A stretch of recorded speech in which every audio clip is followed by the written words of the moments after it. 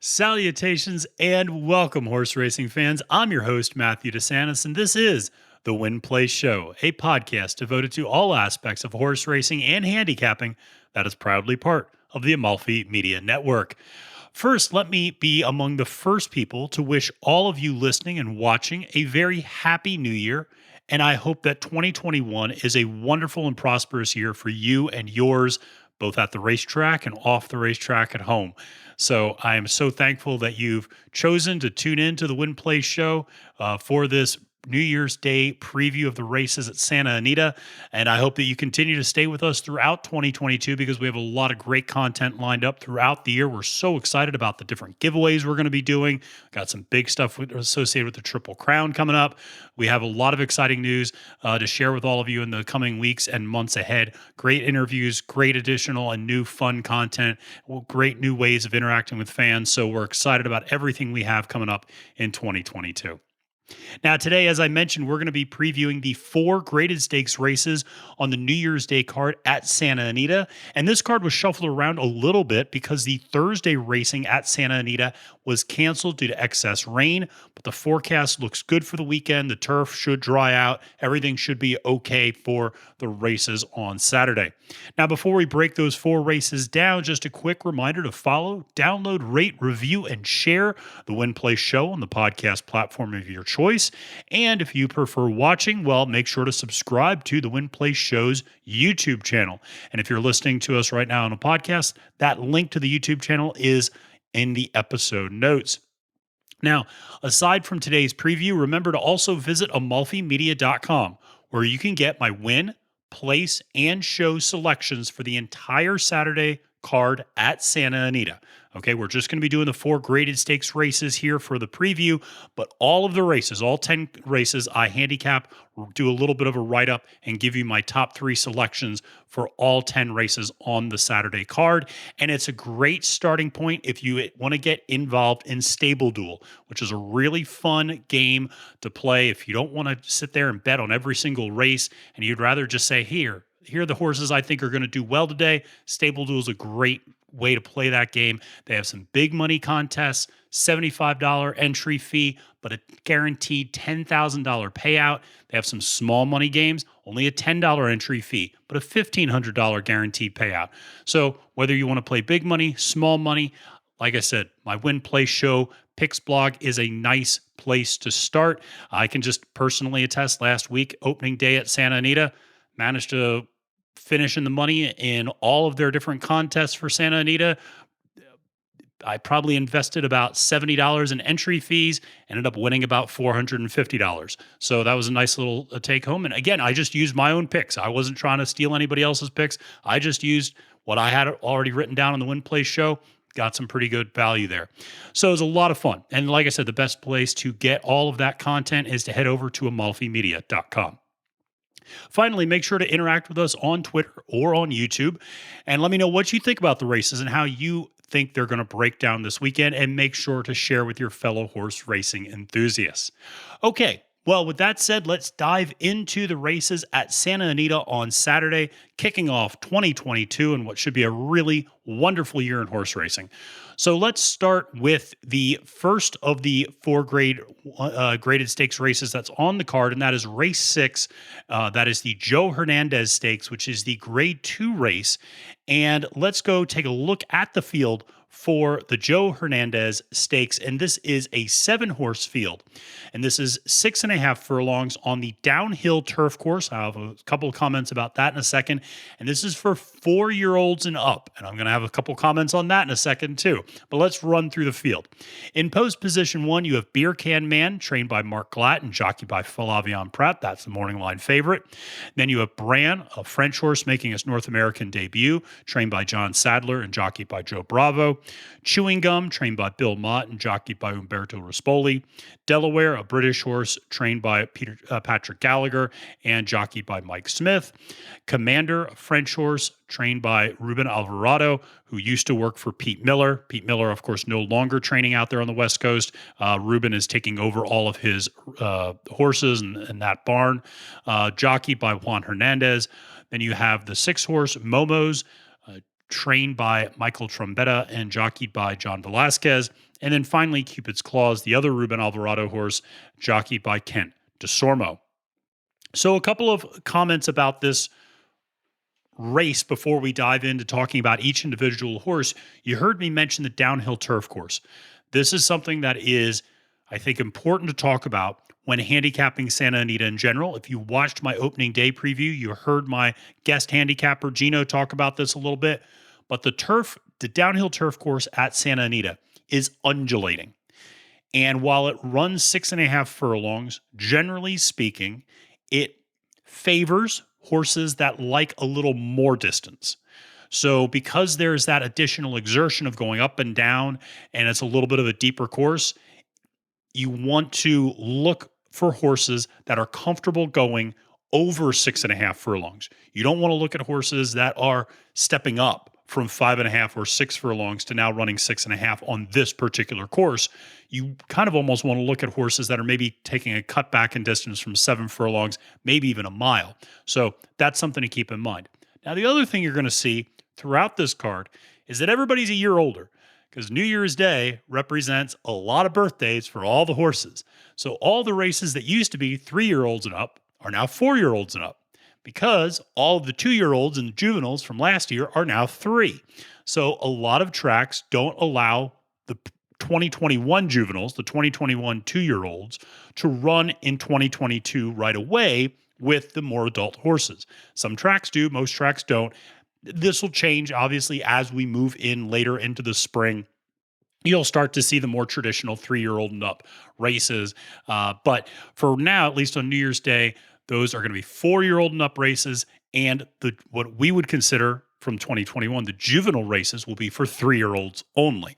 So just important to remember that on January 1st, everybody gets a year older in the world of horse racing. Okay, now with all that aside, let's talk a little bit about this race. This is I think, a really fun race to take a look at. And let's start with the morning line favorite coming from the inside, Beer Can Man.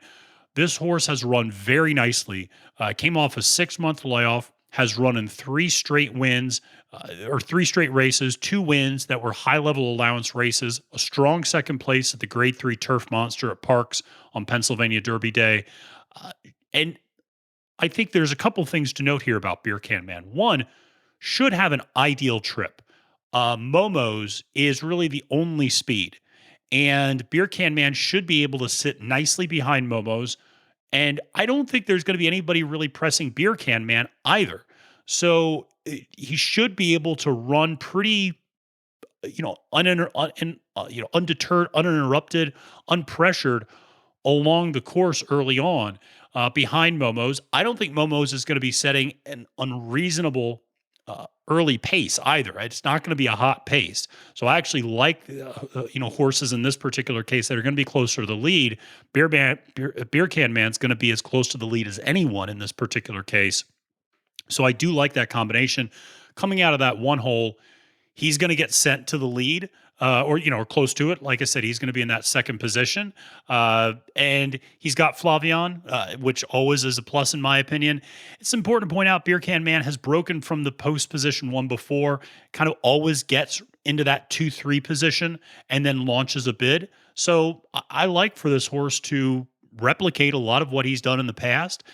Those allowance races that he won were at a pretty comparable level to this field. That Grade 3 Turf Monster was, again, very comparable, maybe even a slightly better field than the one he's facing here. So I think there's a lot to like here with Beer Can Man. Additionally, you're seeing ascending speed figures since coming off that 6-month layoff. He's just getting faster and faster each time out. So you had that 6-month layoff, and then he comes back and runs an 85, a 90, and a 94 the last 3 times out. So there's at least a reasonable expectation that perhaps he's not yet run his best race. Now, if there is a question mark, it is that those 3 races have all come at 5 furlongs. Now, what I just said, you want to be careful about looking at horses stepping up in distance on this downhill turf course. The good news is if you look at Beer Can Man, if you look at, back into, late 2020, early 2021, he has run at a mile and 6.5 furlongs before. He's actually won at a mile, won a graded stakes race at a mile, won the Cecil Deep Beat de Mill at a mile back in November of 2020. So this is a horse that can go a little further, just hasn't since coming back from that layoff. So it is a question mark. At 5-2, you're not getting tremendous odds. I would imagine he's going to get bet down a little bit more. But I do think this is a horse that the race sets up quite nicely for in terms of where he's going to be positioned and that early speed. So a couple of other horses I want to talk about in the field. One of them is Chewing Gum. This is a horse that has, just really a little erratic in my opinion. Doesn't have a lot of experience over 6.5 furlongs, does have a 7 furlong race, does have a mile furlong race, but you don't see a lot necessarily over that 6.5 furlongs. So a little bit stepping up. This is a horse that also just has not been winning much lately. If you just look at speed figures, you'd think that there's a pretty good chance this horse could win, maybe hit the board, but only 1 win in the last 16 starts for Chewing Gum. Obviously, Bill Mott, Umberto Rispoli is a guy I tend to trust a lot on the turf at Santa Anita and out west, but I just don't love that combination. Is coming off a pair or consecutive 3rd place finishes the last 2 times out, one at a non-graded stakes, one at a grade 3. But before that, 2 consecutive 8th place finishes, followed by 2 consecutive 2nd place finishes, followed by an 8th place finish. You get the drift. You get where I'm going here. A lot of erratic finishes. The other thing that concerns me a little bit is he did really poorly at Kentucky Downs. Why does that concern me? Because Kentucky Downs has that same type of undulating turf course that you see with the downhill turf course here. Not, obviously the one in Santa Anita is not as deep, not quite as country as the Kentucky Downs course, but it still was something to be concerning. And the other thing is Chewing Gum is going to need a lot of speed up front, and I just don't think that's going to happen in this particular race. So let's talk about another horse that is coming off of a layoff and is coming off of a trainer change as well, and that's Delaware. This is a horse that had been in the Chad Brown's barn and now is being trained by Patrick Gallagher. Coming off a 5-month layoff, experience at this level, a lot of experience at this level actually in terms of that grade 3, grade 2, grade 3 competition, but tends to come up a little bit short. That's a horse that, like I said, I'm just a little worried about here. You don't see this horse hitting the board a lot, only 4 times in the last 10 races, and has never run at Santa Anita before. Has 10 times hitting the board in 20 career turf races.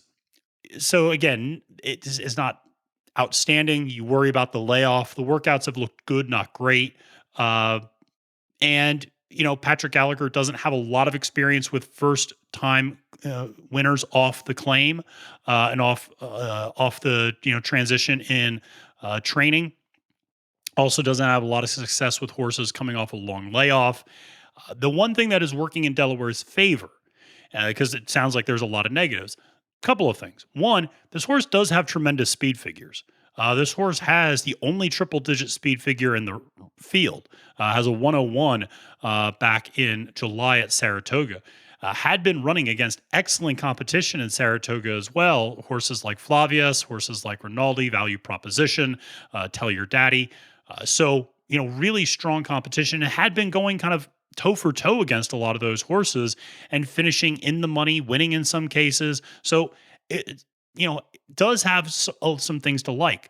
The other thing to point out about Delaware, this is a cutback in distance, and that is something that I do like. This is a horse that usually is going a mile or a mile and a 16th. Now we're cutting back in distance a little bit. What I am a little concerned about with Delaware, though, is we're cutting back in distance, but this is a horse that tends to be a little bit of a closer. and again is going to need a little bit more speed to close into in this particular field. So there's some question marks there with Delaware for sure, and especially coming off that 5-month layoff and switching coasts. So let's go to another horse I really like, and that's Commander. This is a horse that is stepping up in distance a little bit. Last several times out have been at 5 furlongs. Does occasionally have that 6.5 furlong run though in him, and has done well when stepping up to 6.5 furlongs. This is a horse that regularly hits the board at Santa Anita, is 5 for 6 at the distance of 6.5 furlongs, and hitting the board with 2 wins, is 7 for 10 hitting the board at Santa Anita, 7 for 9 just over this last year. This is a horse that is ascending. I feel like has gotten better over the last year significantly. So you've seen this horse it's just always around. You can't fade this horse. This horse's last several starts, second by a head, first, second by a nose, fourth, second by a half a length, third by a length, second by 3/4 of a length. I mean, this horse is always around. You're getting Juan Hernandez aboard this time, who's had a nice start to the Santa Anita meet, winning about 20% of his mounts already out there in the first week or so. So a lot to like there with Commander. Additionally, he's going to be a little bit more forwardly placed than both Chewing Gum and Delaware. So I do like that quite a bit. Then you have Momo's. This is a horse that is going to be the speed, is going to be the early speed. And this is a horse that's stepping up in distance, though. That's one of the concerns that I have. This is a horse that even though this horse tends to be early speed, this horse does tend to be able to stick around. And has run some really nice races at this level and has hit the board at this level before. So there's no reason to think this horse can't be competitive here. It's got Johnny Velasquez aboard. I like that a lot, actually. And so this is a horse that I do actually like to hold on to get a piece. I think that this is a horse that can absolutely get a piece of the pie here, because he's going to set, I think, a reasonable pace.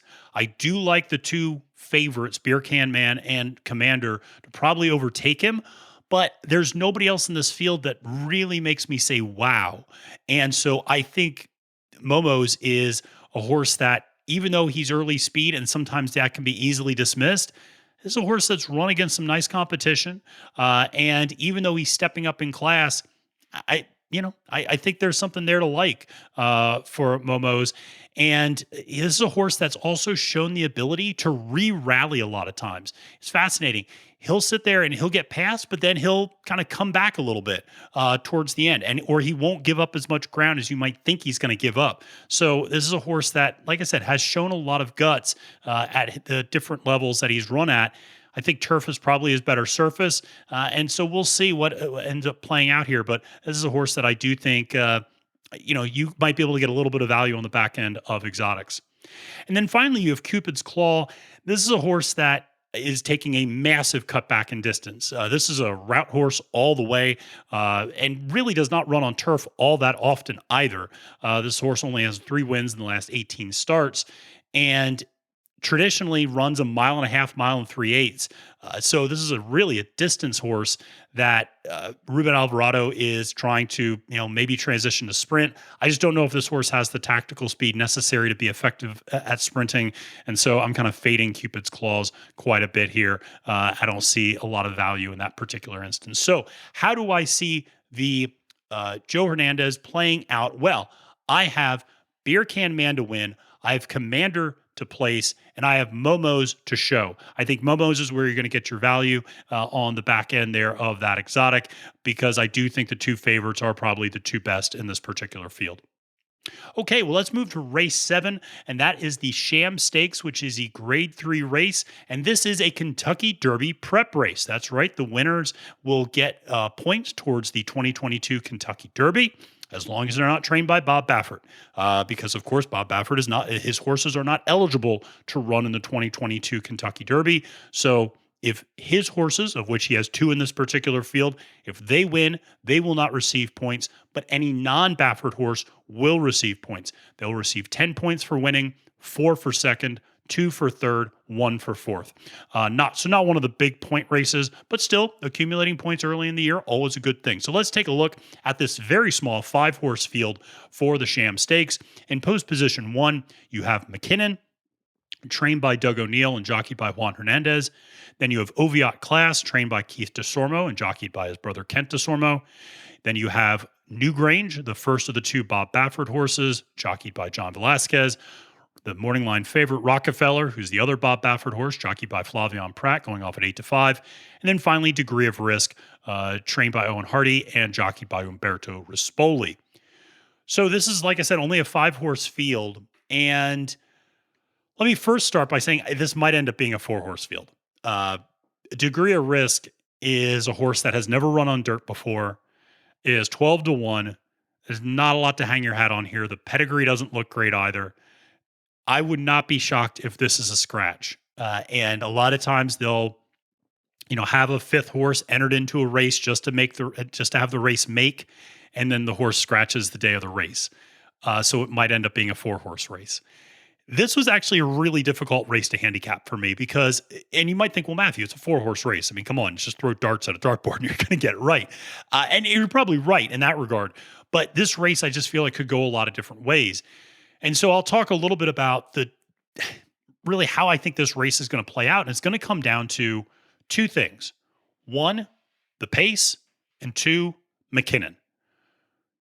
Do you believe McKinnon can run on dirt? If you think McKinnon can run on dirt, then you might really be able to get a little bit of value. There's not a lot of value in this field, but you might be able to get a little bit of value. McKinnon's only going off at 3-1. If you think there's going to be a lot of pace, then Oviatt Class becomes a really very easily playable horse. And again, you get a little bit of value there. If you think this is a race in which the 2 Baffert horses are going to go to the lead and kind of lope along and not get into any sort of a speed duel and not really push any sort of an aggressive pace, then this is a race where those 2 can just easily go 1-2 the whole way around the track and not be challenged. So it's just going to be interesting to see how this one plays out. So let's talk about some of those horses in particular. We'll start with McKinnon, going off at 3-1. I like this horse a lot. This is a horse that, lost in the disaster of the Breeders' Cup Juvenile Turf, because that was the race with Modern Games and the scratch and then running for purse money only and the tickets being, thrown away and not being, people who bet on Modern Games not being able to cash their winning tickets because of the premature scratch. So that was all of a disaster. Lost in all of that was McKinnon, who ran a really strong race there and came in 3rd place, very close. And so this is a really good turf horse who's running on dirt for the 2nd time. The first time out was a maiden effort. Looked terrible, but that was a maiden effort. I don't want to hold that much against the horse. It was at 4.5 furlongs. I'm not going to put too much stock in that. I think there's decent pedigree there. Obviously, you have American Pharaoh as the sire, but American Pharaoh tends to produce better turf horses to this point. But that said, underneath, Scat Means Go, that was a nice female. It was a nice filly and mare who had a nice dirt career. So I think there's reason to expect that McKinnon could take to the dirt well. Also, if you look at the workouts of McKinnon, he flies across the dirt. In the workouts. I mean, he's running 59 and change, low 59 and change, 5 furlong workouts at Santa Anita. So he likes the dirt fine. And so I think he'll do all right on this surface. I don't think the surface change is a huge deal breaker here. Now, then you have Oviatt Class. Listen, I love this horse. I love a deep closer on dirt because you just don't see it that often. And Oviatt Class is definitely that. He's from that kind of mind that bird, maybe to a lesser extent Bourbonic school of like, I'm just going to hang back and then I'm going to lap the field. But you need pace to do that. And in particular, you either need pace or you need distance. Because I think Oviatt Class is a horse that will really like 1.25 miles, a mile and a half potentially. I think this is a Triple Crown horse in terms of running in those races. I would have this horse pointed towards the Belmont. I think this horse would love distance. And just sit back and let people wear themselves out and then go. And so he's got that ability. But if you're not going to give him distance, which you're not really giving him in this race as a mile, then you better have pace up front. And if you don't have pace, then it's more challenging for him to run into something. Additionally, you only have 4 or 5 horses in this race. So now this is both a positive and a negative with Oviatt Class. The potential positive is, will he finally get closer to the lead pack? Because I can't tell you the number of times I've watched Oviatt Class run, whether it was at the Breeders' Cup Juvenile, whether it was at the American Pharaoh Stakes. So he's running big time races. He's coming off back-to-back Grade 1 races. So this is a very good horse that's actually getting a little bit of class relief running in this race. And he'll be so far back. He'll be 10, 12 lengths off the lead regularly. And there's usually a huge gap between him and everyone else. And then he starts picking people off. He starts coming up, and he can do it without a lot of pace, but it makes it a lot easier when there is some pace up in front of him. This is a horse that made up 7 to 8 lengths and came from last to third place at the American Pharaoh. I mean, he was making up ground on Corniche. I mean, this is a horse that was, he went from, I think, 10 lengths back to about 3 lengths back on Corniche in that race. So this is a horse that can make up a lot of ground on really good horses. Made up 4 lengths in 4 positions, even at the Breeders' Cup Juvenile. Those weren't incredible paces in those races, and he was still able to make up ground. Problem is, Newgrange and Rockefeller are both the obvious early speed. They both are Bob Baffert horses. They're not going to crush each other. They're not going to get into a speed duel. Now, maybe one would hope, and this is maybe a nice transition to talk about Newgrange, I should say. The one hope there is that Newgrange, for Oviatt Class that is that Newgrange is stepping up in distance, is going from 6 furlongs to a mile. If you're Oviatt Class, you have to be hoping that maybe Newgrange gets a little aggressive, goes a little fast up front, pushes things maybe a little faster than Rockefeller might ideally like. And that allows you to run into something. I don't think it's unreasonable to expect that, but that's what you have to hope. And the other thing that you have to consider with Newgrange is that this is a horse that does like the lead, but I wouldn't be surprised if you see a similar regression a little bit that you saw from Rockefeller. Rockefeller went from 6 furlongs to a mile and a 16th and really got tired that last, furlong. And so I wouldn't be surprised if you see something similar with Newgrange. Now, as for Rockefeller, this is a horse that faded badly at the American Pharaoh, got passed by Oviatt Class in that race. I'm curious how the small field is going to play here. He sat second behind a very reasonable pace in that American Pharaoh Stakes and then made a bid and didn't have anything left. Then he goes and wins the Grade 3 Nashua against a very weak field, in my opinion. So I just, 8-5, I don't love that for Rockefeller at all. I still have a lot of questions about this horse. Newgrange has only one run in one career race, which was 6 furlongs. It was incredibly impressive. It was a great first Beyer speed figure, ran an 80 first time out. But again, I wouldn't be surprised if you see a regression. Degree of risk, I've already talked about, I think probably is going to be a scratch. If not, I don't see him being a major factor here. So how do I see the Sham Stakes playing out? Listen, I went in a lot of different directions here. Ultimately, I ended up going with McKinnon. I think McKinnon's going to be a horse that's going to sit right behind the top 2. McKinnon does have a decent turn of foot from that time on turf. I think he likes dirt enough. 3-1, I actually kind of like those odds. So I'm going to go with McKinnon to win. I'm going to go with Oviatt Class to place. I just can't quit this horse. And I'm going to go with Newgrange to show. I'm fading Rockefeller. I just am not sold on that horse at all. And I really do think Newgrange might fade a little bit, but I think we'll hold on for a piece there. So let's transition from that to the Robert J. Frankel Stakes, which is another Grade 3 race. And this one is on the turf for the fillies and mares. And let's take a look at this 7-horse field, and that's going 1.1 miles for 4-year-olds and up. And starting at post position 1, you have Bodacita, trained by Richard Baltzis and jockeyed by Kent DeSormo. Mucho Unusual, trained by Tim Yakteen and jockeyed by John Velasquez. England's Road, trained by John Sheriffs and jockeyed by Victor Espinoza. Miraz, Mike McCarthy horse, jockeyed by Juan Hernandez. Sloane Garden, British horse, trained by Manuel Badia and jockeyed by Kyle Frey. Global Brand, second of the 2 Mike McCarthy horses, jockeyed by Umberto Rispoli, and then Morning Line favorite Luck, trained by Richard Baltzis and jockeyed by Flavian Pratt. So this race, hard to move past the Morning Line favorite. And let's just start there with Luck. This is a really good horse. This is a horse that came over from England and promptly, won an allowance claimer. an optional claimer, then goes and runs a very strong second at the Grade 1 Rodeo Drive, and then runs another strong second at the red carpet. He's actually cutting back in distance now, which I think will be a good thing. That those last two were at a mile and a quarter and a mile and 3/8. This is going back to a mile and an eighth. So I actually think that's a good thing for Luck. He's beaten England's Rose before, in that very first race in the United States. So, I think Luck is going to, do the part there.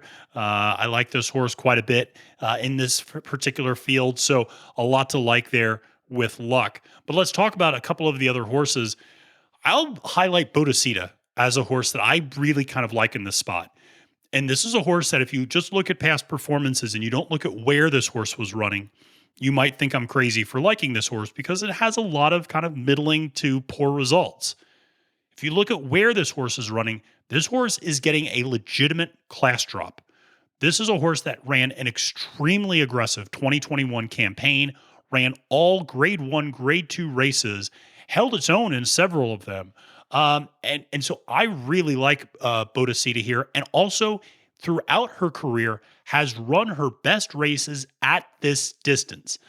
So I think that's a really strong positive here for Bodacita. It's important to point out the last two times, which were not great, admittedly. One of them was after about a 2-month layoff, comes back, runs in the Grade 2 Goldakova, finishes fifth, very strong field. Then comes back on 3 weeks rest, which I did not like at all, to the Grade 1 Matriarch and finishes sixth. And it's kind of a non-factor to, Zofeli and Princess Grace and horses like that. You get this horse. Now this horse has gotten 5 weeks rest. So it's a little bit more rest. You can see it. The workouts look sharp. So this is a horse that's going to be better rested.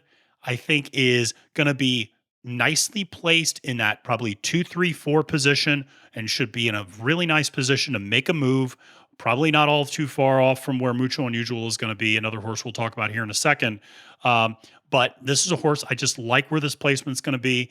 I don't think this horse will interfere with Luck. I know sometimes people talk about, trainers don't want to put a horse in a field that interferes with their other horse. I don't think Luck and Bodacita are going to be, putting each other at risk in any way by pushing an aggressive pace or anything like that. They'll probably both be positioned pretty close to each other, actually. I think Luck has the better turn of foot and the better kick, but at 8-1, I really like Bodacita. I think that's a horse that can hit the board. This has been a pretty chalky card to this point, so I do like that. So one of the horses that I'm a little skeptical about is the second favorite, Mucho Unusual. Mucho Unusual had a really long layoff from March to October. Came back and won an optional claimer by a nose, running a nice speed figure at a mile and an eighth on turf. Now has then had another 2-month layoff. So that's a little concerning that this horse had a long layoff, ran, and now has had another 2-month layoff. I just don't know if this horse is going to fire necessarily. The workouts have looked solid, certainly, but not spectacular. I mean, I do trust Johnny Velasquez. This is a horse in Mucho Unusual, it should be pointed out, that has never missed the board ever at Santa Anita. It is a perfect 12 for 12 hitting the board at Santa Anita, 3 for 4 hitting the board at this distance. Over the last calendar year, 2 for 2 winning, or 4 for 4 winning, 2 wins, 2 seconds. It's a very consistent horse, a very good horse that shows a lot of class. I do just worry a little bit about this horse coming back. I'm not going to fade this horse all the way, but I do think Bodacita is a horse that can sneak in and break up some of the chalk fest there. Horse, I'll just mention very quickly, England's Rose. This is a very consistent horse. This horse has been running basically mid to high 80s by her speed figures the last several times out, all on Victor Espinoza. The horse, I think, might just be a cut below the better horses in this field, has run against Luck a couple of times before, always finishes behind Luck, so doesn't quite have the ability to get beyond maybe the better horses in this field. I actually think a mile and an eighth is probably a good distance for this horse.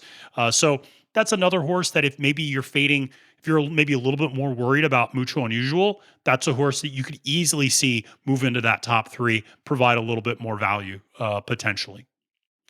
I think Miraz and Sloan Garden are kind of a little bit of afterthoughts. I don't think either of those are going to be horses that you have to worry too much about. I will say that a horse like Global Brand, I think might be somewhat similar. This is a horse that does have improving speed figures, but I do worry has never really gone this distance before. And when it's gone a little bit longer than this, finished pretty far back. This is a horse that also does not win a lot, only 2 wins out of the last 16 times out. Also doesn't even really hit the board that often, to be honest. Only about 8 times of the last 16.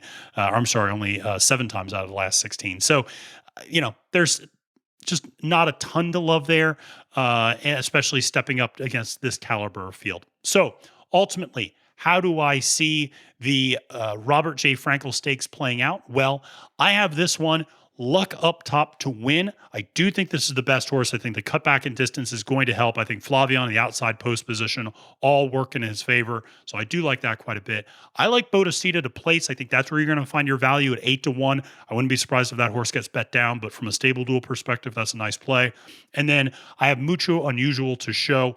I am worried about Mucho Unusual, but the 12 for 12 at Santa Anita, it's hard to bet against a horse that's batting 100% hitting the board with that many races under his belt. Or her belt, I should say. So I do have Mucho Unusual to show. Like I said, if you're worried about Mucho Unusual, though, I think England's Rose is the next likely choice there underneath. Okay, well, let's wrap up with the 9th race and the final of the 4 graded stakes races on the card. And this is the La Canada Stakes, which is a grade 3 for fillies and mares, 4-year-olds and up. And this is on DERF. DERF. It's like a synthetic or something as a combination. It's on the dirt. And so let's take a look at this rather small 6-horse field. This is a 1.16 miles, like I said, on dirt for 4-year-olds and up fillies and mares. Post position 1, you have Moonlight d'Oro, trained by Richard Mandela and jockeyed by Mike Smith. And then you have Cowboy's Daughter, trained by Reed France and jockeyed by Kyle Frey. Fifi Faro, trained by Walter Solis and jockeyed by Umberto Rispoli. Velvet Slippers, a Bob Baffert horse, jockeyed by John Velasquez. Then you have Park Avenue, John Sadler, trainee, jockeyed by Juan Hernandez. And then you have the morning line favorite, As Time Goes By, the other Bob Baffert horse, jockeyed by Flavion Pratt. So this is an interesting one. And again, I go to the morning line favorite who gets the outside post position as time goes by, gets Flavion, which is always a plus. The horse has been working out beautifully. And what I want to talk a little bit about with as time goes by is the last race out. Because if you go 2 races ago, this is a horse that raced at the Breeders' Cup Distaff. And like almost everybody else in that race, got absolutely sucked up in that crazy hot pace that race had, faded big time down the stretch, finished 8th, 16 and a half lengths back. So it was a non-factor behind Marche Lorraine, Dunbar Road, and Malafat. That said, when you look at the next race out, which came a month later, that was one of the most impressive. It was at the Bayakoa Stakes, which was a grade 3 race. That was one of the most impressive performances I've seen in quite a while. It was at Los Alamitos, but that was a really strong field. Warren Showtime, which is a horse I really like, and Midnight Doro were both in that race. As time goes by, was pressed the entire way around the track. Never really was able to get comfortable, was always being pressed by one horse or another. And you're thinking this is a month after running a really hot pace and a really difficult race at a grade 1. And you'd think that this horse would fade. This horse did not fade. This horse dug in, showed a lot of grit, and ended up putting away Warren Showtime and really putting away Midnight Doro by about 6.5 lengths. And so winning with ease eventually coming down the stretch at 1.16 miles. So that was just a really impressive effort that I saw from as time goes by. It was the first time Flavion had ridden the horse. I just think this is a very good horse that's getting about a 4-week layoff. And so coming back, but the workouts have looked really strong. Workout, looked fresh even coming out of that Bayakoa Stakes. So there's a lot to like there with as time goes by. Now, I want to talk about the other Baffert horse, Velvet Slippers. This is a horse that has ascending speed figures, and a lot to like there. Second race off of a layoff, although the layoff wasn't that long. It was only about 2 months.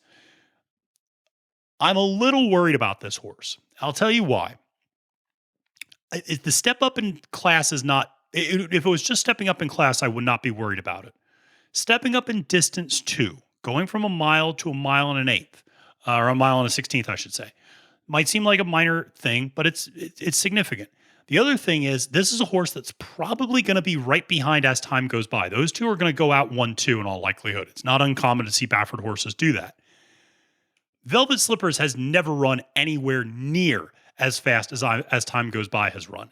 And so I just have a feeling as time goes by is going to wear out Velvet Slippers a little bit. And I think Velvet Slippers is going to fade back. I just think this is not a great spot for this particular horse.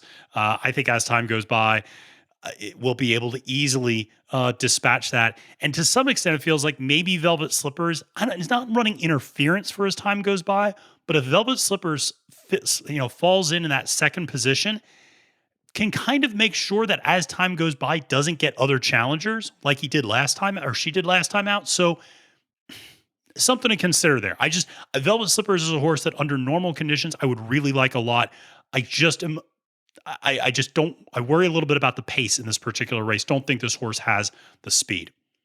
Now, the horse that I do like is Park Avenue. This is a horse that also has ascending speed figures, was beaten by Velvet Slippers a few races ago, but this is a horse that has improved dramatically since then, has come out really, put away Fifi Farrow by about 5 lengths, could have been a lot more, was, very eased up at the end, is stepping up in distance as well, going from a mile to a mile and a 16th. What I like a little bit more with Park Avenue is the horse has versatility. Can run it near the pace, can also sit off the pace a little bit further. So can sit back in that 3, 4, 5 position in this field and really maybe pick off some horses that might be fading because of that pace. So I like Park Avenue quite a bit in this spot. The workouts have looked really strong. Is coming back on pretty short rest, but like I said, the workouts, the recent ones, have looked very, very good coming out of that race. Came out very fresh. Clearly was not pushed very much in that optional claimer that it was in last time out. So I thought this is a horse that it doesn't give you a ton of value, but I do like this horse quite a bit.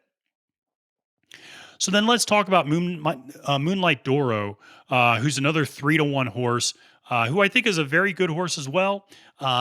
Had a 9-month layoff prior to coming back in November, looked good at a stakes race, finishing behind Living My Best Life. That said, Living My Best Life didn't look spectacular the next time out, and then finished a distance third to As Time Goes By and Warren Showtime. I think, the cutback in distance will probably be beneficial. I think probably not having quite as hot of a pace and getting caught up in a little bit of a pace in that race will probably do better for Moonlight Doro. So I do think this horse has a lot there. And so this is a horse, again, I think has a lot of class and will probably be there at the end.